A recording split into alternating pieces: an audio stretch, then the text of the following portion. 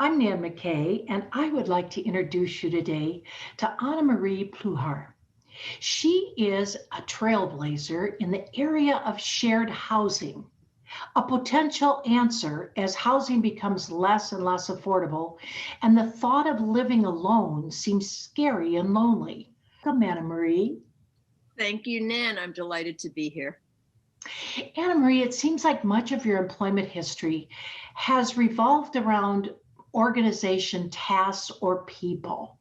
Has organizing and making things better always been really important to you, even in your early life? It's such an interesting question because as soon as you ask me that question, what pops into my head is being maybe a 7-year-old or 8-year-old and having my mother assign me the task of organizing the living room, making it neat for Thanksgiving.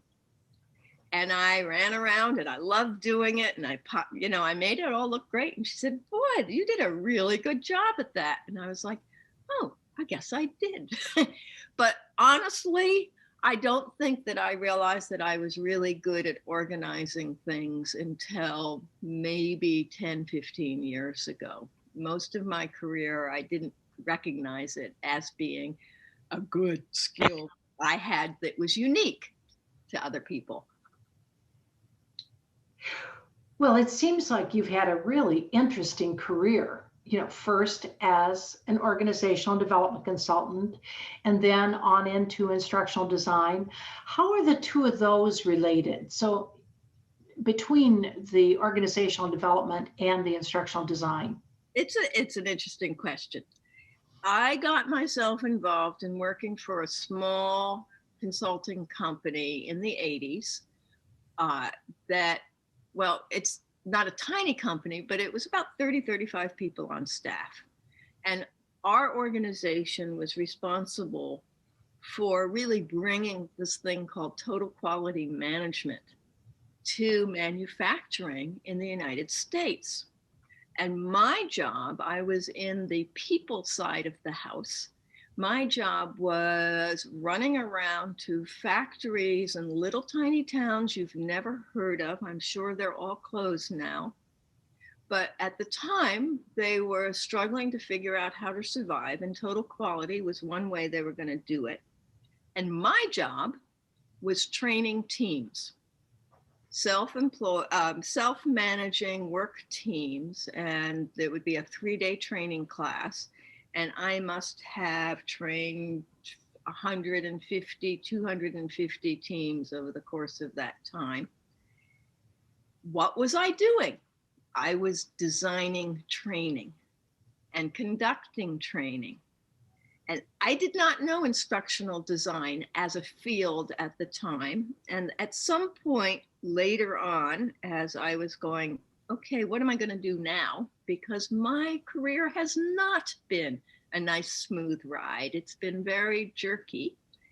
I was like, okay, I need to do something. And I started throwing out resumes.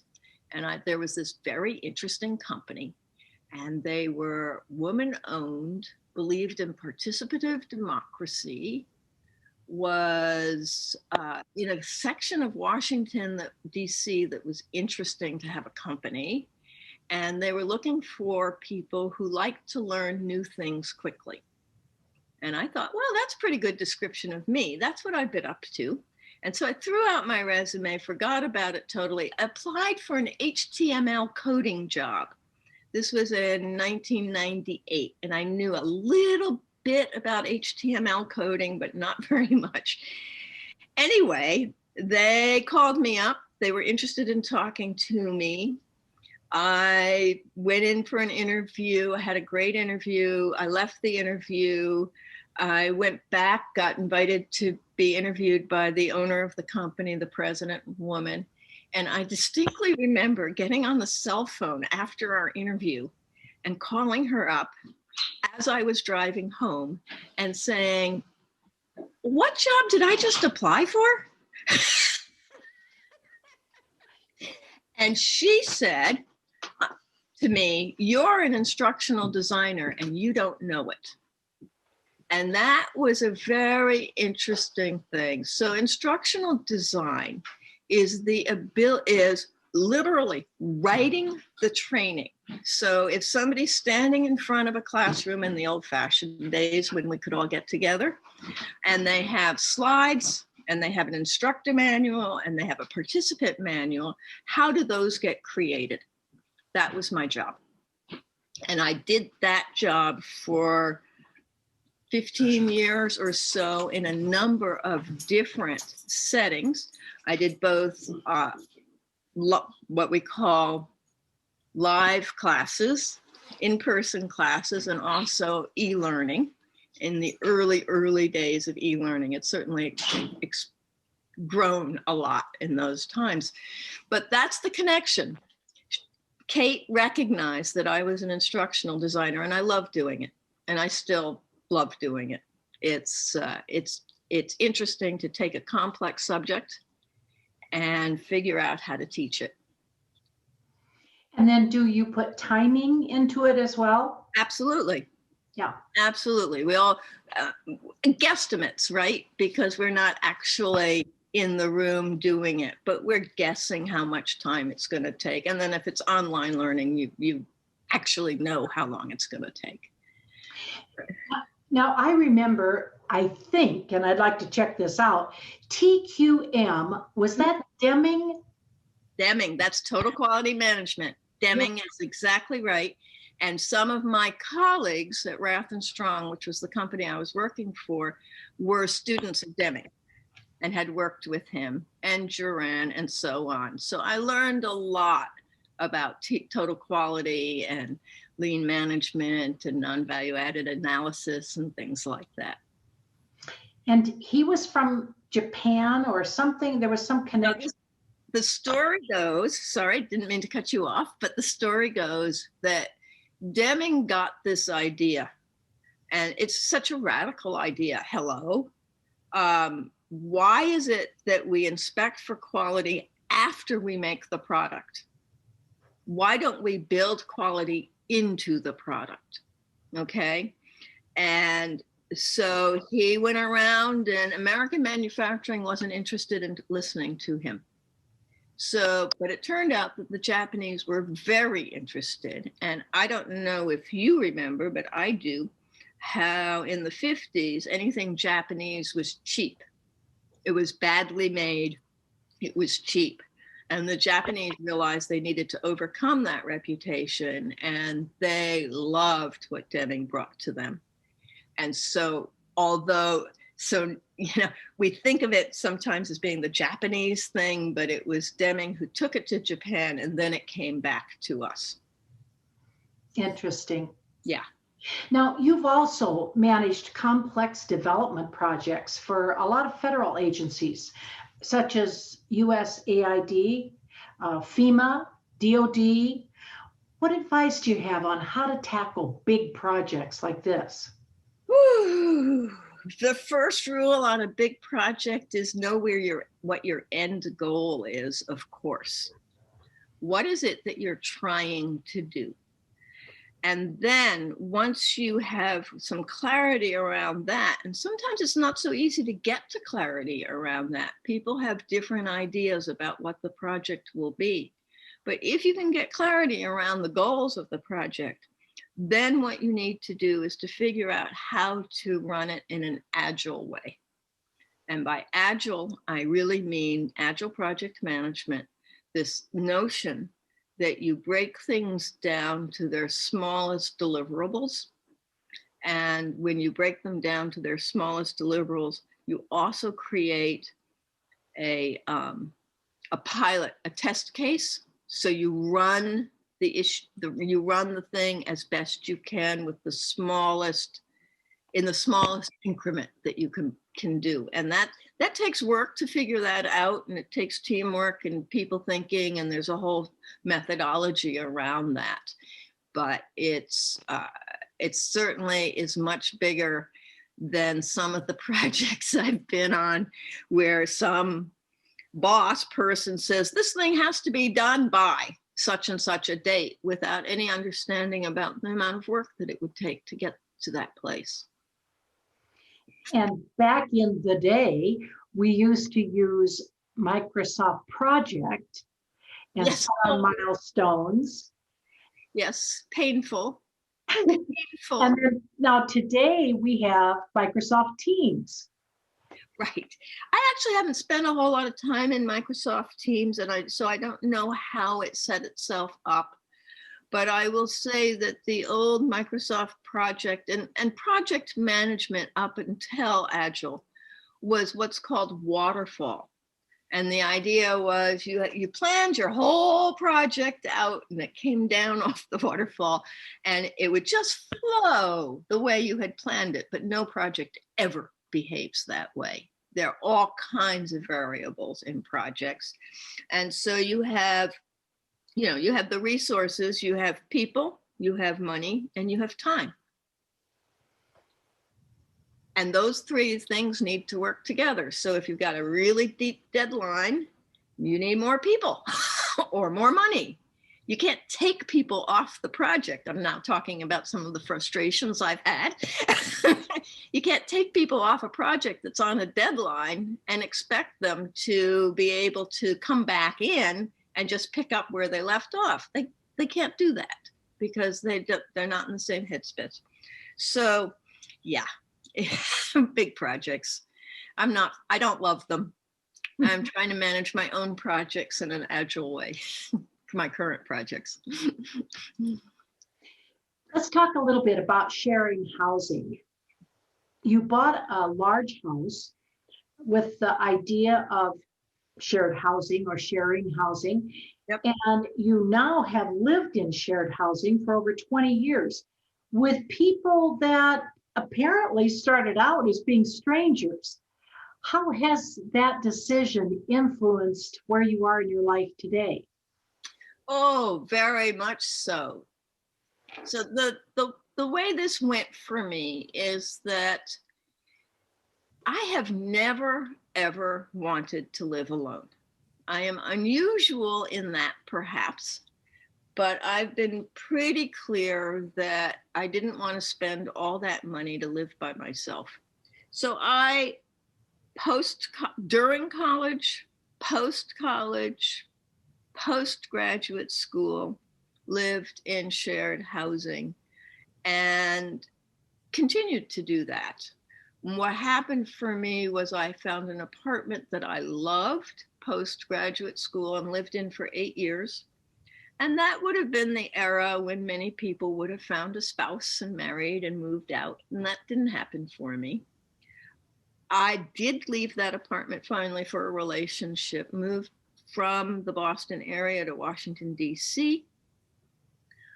When that relationship broke up, found a single mom and her son with whom in my community, she needed somebody to live with. So I moved in there. And then when it became clear, her boyfriend having returned from being overseas, that I needed to go find some other housing, that's when I bought my big house. And I bought it on purpose to have housemates. It was a 4-bedroom house, and I lived in it for 10 years before selling it and moving to Vermont, which is where I am now. And it was while I was living in that house that I got the idea for writing the book. So the book came first. And the idea for the book came because a friend of mine was complaining about her finances one night on the phone. And I said, well, you have an asset, use it. And she said, what are you talking about? I said, rent a room in your house. And she said, I don't know how to do that. And I said, well, I do. And that clicked for her. And she said, you do? Will you coach me? And I said, oh, yeah, I can coach you. And see, now I've always known that the 3 activities that I like doing are teaching, counseling, and preaching. The question was always, what's the content, right? Now, notice that I didn't add organizing because I never noticed that as a skill set. But anyway, and so I sort of sparked an idea in my head. And I looked around for a book on choosing people that you can live with, realized there was no such book out there. And so I thought, maybe I should write the book. The next day, I was on a bus from Silver Spring, Maryland to Washington, D.C., and I spent 2 very concentrated hours, and I wrote the outline for the book. Boom. Just do, do, do, do, do, do, do, do, do. And I sort of figured that out and got to New York, and that outline sat on that computer and maybe another one, and then maybe another one, until the day when I said to myself, are you ever going to do that project? And I realized that if I didn't, it was going to be a deathbed regret. So I kind of went, oh, okay, I will do it. And then a couple of other really nice things happened. And for the context of this particular podcast, I don't usually talk about the next thing that happened, which was that 2 dear friends, not yet dear friends, 2 people I knew, we were chatting, and one person said, hey, guess what? I'm writing a book. And the other person said, well, that's interesting. I'm writing a book. And I went, oh, wait, I just told myself I was going to write a book. So I said, I'm writing a book. And one of them said, well, why don't we make an accountability group? And that's what we did. And we met for an hour once a week using a Zoom type of video conferencing. Maybe it was just audio now that I think about it. I think it was just audio. And we shared, and we each got 20 minutes of feedback. So we would share our files, and then we'd get 20 minutes of feedback and go back. That's how I got the book written. It took about 3 years. The feedback was fabulous. And it just gave me a sense of deadline and help. And so I will heartily recommend to anybody listening to this who has a book inside of them, find some other people and create an accountability group. That's a great idea. I had never heard about that before, but it makes all the sense in so many different ways. I mean, not just writing a book, it could be other things that you could get the feedback on and have kind of a feedback group. Yeah. But it makes you stay on track. Oh, it was so incredibly helpful. Yeah. Let's go back to sharing housing. Now, housing has really become unaffordable for many people. Shared housing may be the answer for some people. So who do you think might be a good candidate for shared housing? And maybe the reverse, who is not a good candidate for shared housing? Yes, I think more people are good candidates than think they are. Okay. And I would like to say anybody would be a good candidate. I will caution that the thing that I have come up with is, if you can live by the golden rule, do unto others as you would have them do unto you, and you have done the basic work, which is what we offer through our organization, of making sure that you're compatible enough that everybody is comfortable. If you can do those 2 things, you can live with anybody. I deeply believe this. And I know that there are a lot of people who say, oh, no, I couldn't live with anybody. And I will want to say that the relationship of living under a roof with another person or people is a completely different relationship than family, which has cultural ties and memory and all kinds of stuff, or a spouse, or a lover, which has also different kinds of qualities around it. And it's not even a friend. It's saying, okay, for the reasons of economic necessity and companionship, we can share a house. So I think a lot more people can do it than think they can. And that's part of why I'm advocating for it and working on this. Now, you talked about some basic things that are important. So, what are some of those? Okay, so the way I say this is a good housemate who will become a homemate, I hope, is somebody that you like and respect, whose ways of living at home are compatible enough that everybody is comfortable. And those areas are very nitty gritty concrete. They have to do with cleanliness, neatness, kitchen use, guests, noise, tasks, and bills. And if you have clarity and agreement about how you want to live on those dimensions, you can live together. It's amazing. So, I would think, for instance, that maybe whether you're a day person, morning person, or a night person might figure into it. Is that one of the things where it fits into tasks or something like that? Well, did I say routines? Was I missing routines out of my list? It is routine. That's the routines thing. But here's the interesting thing. There's no blanket statement there, because it could be that a night owl and an early morning riser are really content with the fact that each of them gets long chunks of time alone, basically, because the other person is sleeping in the house. Or it might not work at all because the early morning riser likes to play rock and roll while the night owl is sleeping. I'm just using extreme examples there.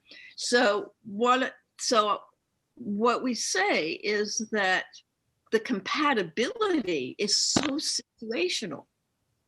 It depends on who you are and who all is living together.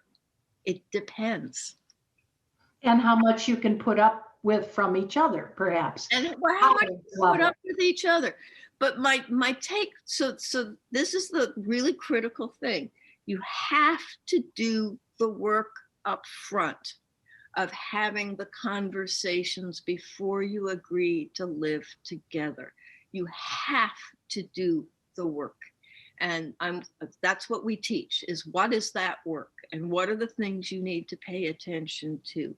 And it can feel a little daunting. I've seen the look on some people's faces when I'm teaching them, but it doesn't have to be daunting. It's an exploration. And the beauty of exploring before you agree to live together is that in the exploring, you may discover something that's really not compatible. And all you have to do is say, you know what, this isn't going to work out. And it's not a tragedy like it would be if you've moved all your things in and you had a honeymoon period and then it's not working out and then, ghastly. But I want people to do the work ahead of time. That makes a lot of sense. In fact, even to people getting married, I would think that would be good advice. Well, interestingly enough, I just got an email from somebody who didn't take all of my class last time I offered it. So I offer a 4-session class using Zoom. I've been using Zoom for many years already.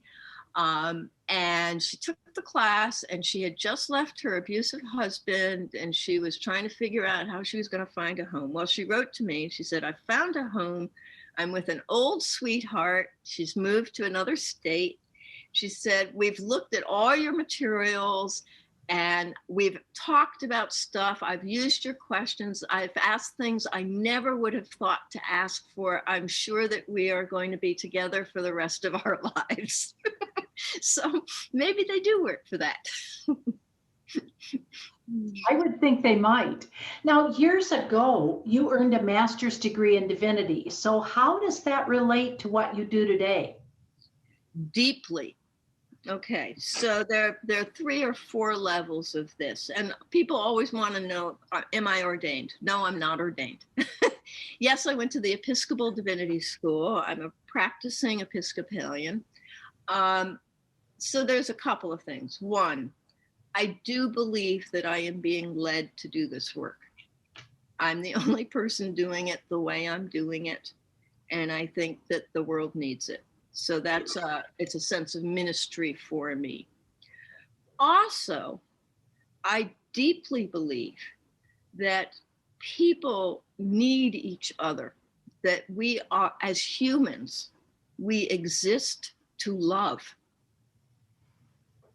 And when we don't get that opportunity, and I don't mean love in the sexualized, romanticized, sort of cheap culture thing, but I mean as religions, not just Christianity, but Judaism, Sufism, Buddhism, etc., we have fellow feeling for others, and that we need to be able to give and receive. And I think that when we live with others, we get that gift of that reciprocity on a daily basis, and that is what brings us joy and happiness and contentedness. So this is a deep mission for me, to help more people be happy and comfortable. And I would think building a culture of trust would be important. Yes. So how do you build that trust?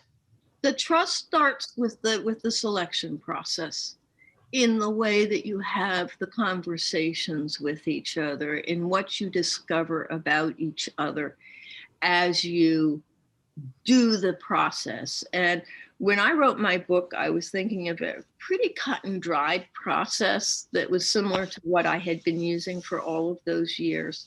As I work on this, and I'm really looking at how many women specifically there are who are retired or retiring, who are single. This is an amazing thing about our time. We've never had so many single adults. It's like 52% of adults in our country are single. That's astonishing. And we've all accepted the idea that we live by ourselves, but I don't think it's not good for us. So how do you develop trust? Slowly, through the conversations that you're having about what it would be like to live together. What would you say, looking back, is your really most contribution that you would say that's the most important contribution or legacy that I have made? I think it's ahead of me, honestly. I am working very hard right now on developing an online course that people can take when they are ready to take the course. One of the problems I've had with the 4-session, I call it Discovering Shared Housing, is I always get people who say, I can't take it at that time. And so I do hope that this course will find its way to millions of people and help them see that it's possible for them to live in shared housing. So, Annamarie, let's do a couple of things. Let's first give your website.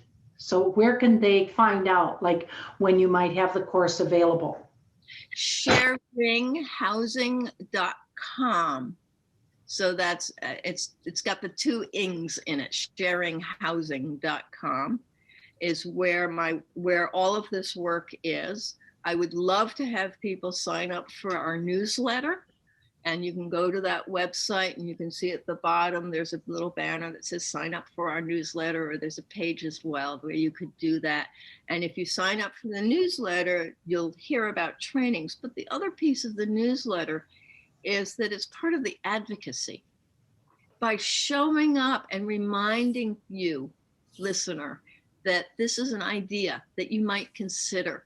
And it comes again, and then it comes again with a blog post about somebody who's living in shared housing, or a reflection on how to do it, or something like that. It's always about shared housing. It's always, we never cross that. So I hope that people will sign up for the newsletter. And the name of your book is sharing, and we have to be sure it's not shared, it's sharing housing, a guidebook for finding and keeping good housemates. And that can be purchased directly from our shop page on our website as well, which is trailblazersimpact.com. So do you have anything you would like to add? I think that I would only want to add that I hope listeners will consider the idea of living in shared housing, and that I recognize that it is a big transition. Nobody likes to move. Nobody likes moving. But I do believe that people can be safe, comfortable, have more money at hand, and have a better life by living in shared housing. Well, thank you so much for contributing, giving us your time and your thoughts, because I think it's a very vital, important discussion topic, let's say today, and it's going to become more and more important. So we appreciate everything you've had to say. Thank you. Well, thank you, Nan, for the opportunity to talk to your listeners. I really appreciate that.